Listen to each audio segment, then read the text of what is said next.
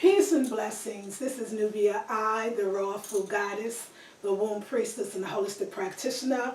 Okay, y'all, I am in my bedroom, or part of my bedroom, and so I'm welcoming you into my home. So as you know, my Sensuality, Sexuality And Adornment series members, this is week 2, and week 2 is all about movement. It's all about, and specifically, movement for the womb. And so basically what I'm going to show you in this video is, of course, some womb movement, some womb asanas, and actually most of it is taken from the book A Sacred Woman, A Feminine Guide to Healing the Body, Mind, and Spirit by Queen Afua, and she calls it her womb yoga.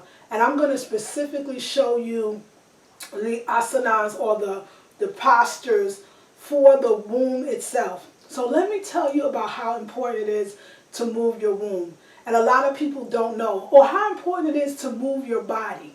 So just like your skin, in order for it to be healthy, you know that if you expose your skin to the cold weather for months after months after months, that your skin would get chapped, or your skin would dry out, or your skin would experience a redness, or even an eczema or psoriasis, or something abnormal, because your skin needs to be protected but also exposed to the different elements, right? So your skin needs to actually sweat.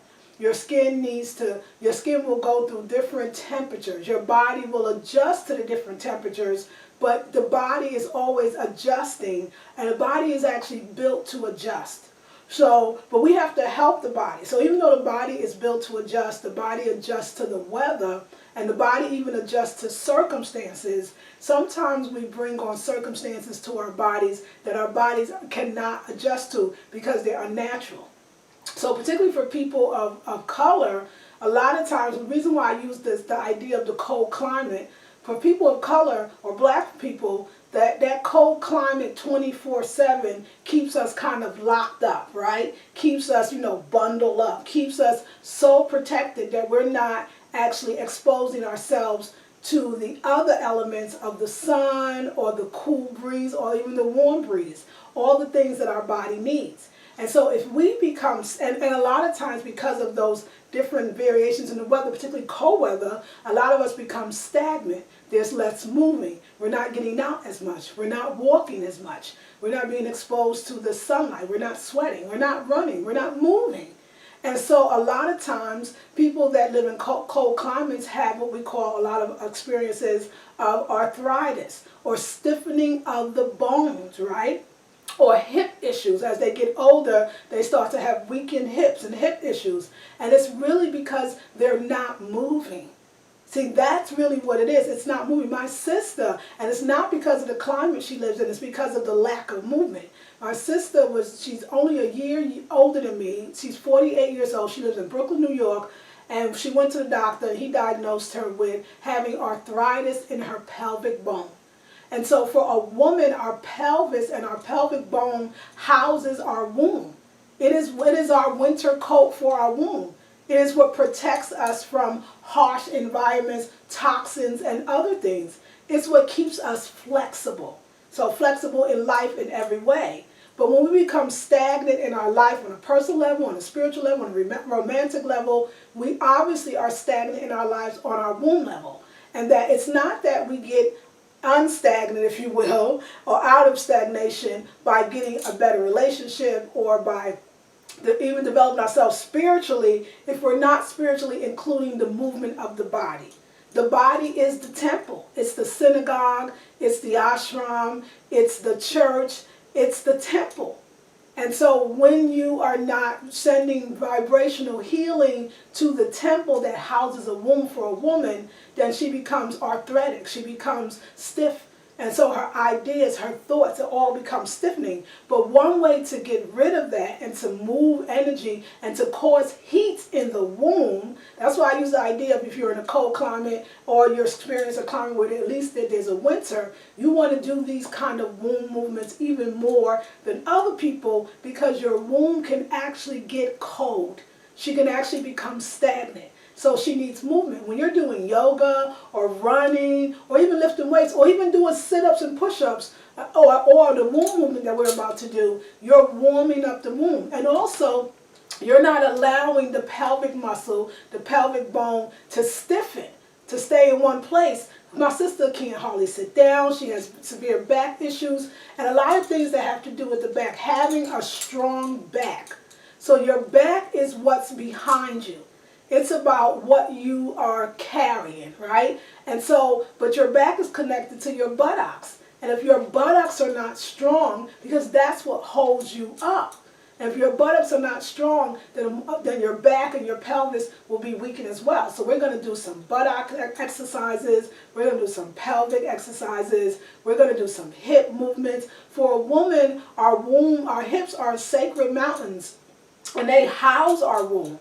So it's again, all of this is to protect us. All of this is also to help us give birth. The reason why women tend to have hips, some don't, I understand that, but women tend to have hips, especially women of African descent, is because also they call it childbearing hips. It's the energy and the muscle and the strength that you use to push out and give birth. But if your hips are all stiff, and then which later on becomes, as you age, it becomes a type of arthritis again, a stiffness in the body from not moving.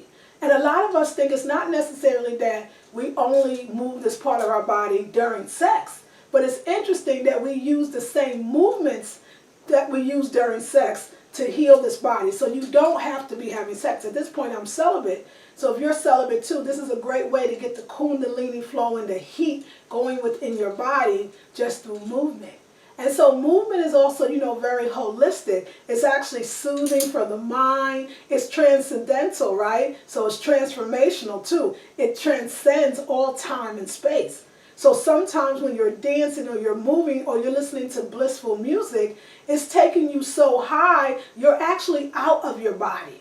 And so you're actually really relating to the God and goddess within, the higher self, the higher power. So if you have hip issues or back issues, or if you're thinking that you're too overweight or too underweight, because people think your body's not in shape or your belly's too big, it doesn't matter because it's the spirit within you that is going to be rejuvenated. It's the spirit within you that are going to help you move. Another thing about movement, it eliminates or will at least lessen the cellulite that a lot of us women tend to get. It will lessen the cellulite. It will create heat in the body. It will create the pelvic bone. It keeps it flexible. It won't stiffen up on you. It discourages arthritis, right? It actually helps your uterus to strengthen. So a lot of the stuff we're going to do is we're going to strengthen our uterus as well. Also, a lot of like belly dancing or hula or even, of course, African dance where we're more grounded to the ground, or dance from the Congolese. Those women that dance those dances traditionally don't have as many, or in some cases people say no womb issues at all. So if you know right now you want to get pregnant, you want to have a baby, but there's no energy flowing, because a lot of times when we're making love to a man, we have had violations in the past. We've been sexually abused in the past. So it's harder for us to really give our all and create that synergy between ourselves and our partner to give birth or to even get pregnant. So one way to do that is you still can bring the energy to the area without feeling like you're putting yourself in jeopardy. You're making love, but you're not dealing with the issues, because this will get rid of those or help alleviate the issues which are in the tissues, right? And for women, the issues are also in the womb. So it's going to help you to alleviate those womb issues, to get heat to the womb issues. Also, it's about sensuality, sexuality, and adornment. Look, it's a reason why when we see the young girls twerking or moving their hips like this, that we get a little nervous, right? That we think it's indecent, that we think it's blasphemous, that we think it's against the Creator, it's against God, it's against the universe, it's against spirituality. And in actuality, it's all about spirituality, because to me, spirituality is about creating, being creative and also creating. So we are going to create, and we're going to do it right now. Another thing too, let's say that you have constipation. Let's say that you experience constipation often. Moving this part of your body, doing certain kinds of bends and squeezes and, squeezing the buttocks in, that will help you go to the bathroom actually in no time, in a second, in minutes. And so it also helps to move the bowel, to clean the bowel out, and it's really, really helpful. So we're going to do this video in 2 parts. So as you see, the first part I'm doing is the lecture part. Then I'm going to stop the video, we're going to start a new video, and then we're going to do all dance in the next video. So the music that I'm working with and working from is the one that I mentioned on the group call yesterday. If you missed the free conference calling 101, shame on you. No, actually, you can listen to the replay. No shame in this game at all. It's called Yoga Lounge, and I think you all will really like it. And also, and what I was saying, so we're going to dance to that or move to that. But also what I was saying was, soon I'm going to let the body speaks for itself. But I wanted to talk about, why we're so nervous when we start doing hip and gyration movements or seeing someone else do it, is we very much know that it's connected to sexual energy. We very much know that it's sending out an energy, a frequency to anybody, male or female, to say, basically, come hither, that I have the good stuff, that I am the creatress, that I can create, but not just babies, that I create everything around me, that I've actually created you, that I created you. And so, yes, there's a healthy fear in the moving of the hips, because you're actually throwing cosmic energy. You're rotating like the earth on an axis when you're doing certain movements. You are the earth. In New York, I remember growing up, and at that time it was the beginning of the 5% nation, and I remember that they always used to call women the earth, because the seed is planted within us. And so even though, and a lot of us even going through menopause, and we're not actually planting seeds on that level, we're planting seeds on this level. We're planting seeds on this level. We're creating on this level.